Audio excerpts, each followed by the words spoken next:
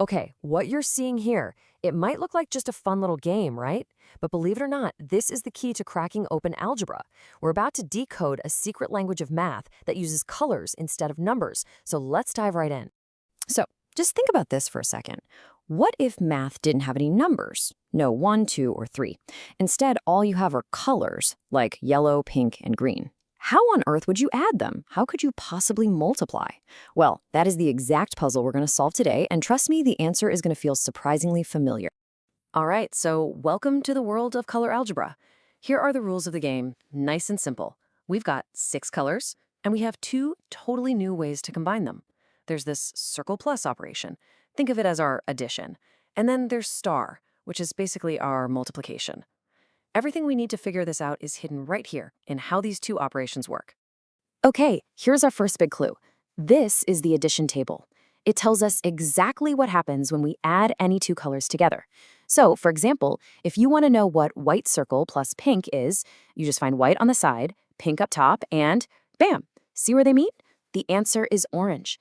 Every single answer for our addition is right here in this grid. We just have to decode. And of course, here's our second piece of the puzzle, the multiplication table. It works the exact same way. You want to know what yellow star green is? Find yellow, find green, you get orange. That's it. Now we have everything we need. 2 tables, 2 operations. Let's start digging and see what secrets they're hiding. Any good investigation, any good puzzle solving, it always starts with looking for patterns. So our first mission is to find any colors that seem to, well, do nothing. Colors that when you combine them with another color, just leave it completely unchanged.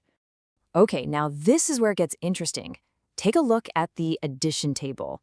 If you scan that grid, you'll notice something weird about the color black. Any color you add to black stays the same. Black plus yellow gives you yellow. Black plus pink gives you pink. But then you look at the multiplication table and suddenly it's white that's doing the same thing. White star yellow is yellow. See what's happening here? Are you seeing that pattern? And boom, that is our first huge discovery. We don't have one do-nothing color, we have 2 of them. Mathematicians call these identity elements. For our addition, black is acting exactly like the number 0 in our world. And for multiplication, white is a perfect stand-in for the number 1. Let that sink in for a second. We found our 0, and we found our 1. Black is 0, white is 1. But wait, hold on. The story of black isn't quite that simple. It has another job to do. A secret identity, if you will. And this one is way more powerful, and honestly a little bit dramatic, especially when we start multiplying. Yeah, this quote from the original paper just captures the twist perfectly. When you multiply with black, it doesn't just sit there, it completely takes over. It swallows or absorbs everything. And look at this. Here's the proof, plain as day. Check out the multiplication table. Any single color combined with black becomes black. Yellow times black, black. Pink times black, black. Green times black, you guessed it, it's black. It literally absorbs everything it touches. And isn't that exactly what our number 0 does when you multiply? 7 times 0 is 0. 1,000,000 times 0 is 0. So black isn't just our addition identity, it also has this powerful 0 property for multiplication. Crazy, right? Okay, so we've got our 0 and we've got our 1. We have these 2 separate ways of combining colors. But how do they connect? How do they talk to each other? Well, this next part is where the entire puzzle just clicks together, all because of one single beautiful rule.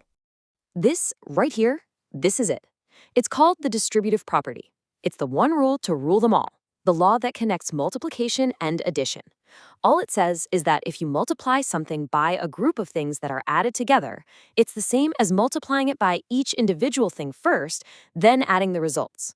So the big question is, does our crazy color system follow the super important rule? All right, let's test this out. We'll start with the left side of that equation. First rule of math, right? Do the stuff in the parentheses first. So, white circle plus pink. We look at our addition table, and that gives us orange. Perfect. So now the problem is way simpler. It's just yellow star orange. Back to the multiplication table we go, and we find that the answer is yellow. Got it. The left side equals yellow. Okay, now for the right side. Let's see if we get the same thing. First up, yellow star, white. Hey, we already know white is our 1, so that's easy. It's just yellow. Next part, yellow star pink. We check the table for that, and it tells us the answer is black. Okay, so now we just have to add those two results together. Yellow, circle plus, black. And what do we know about black in addition?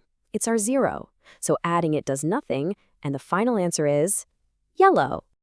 It works. The left side is yellow. The right side is yellow.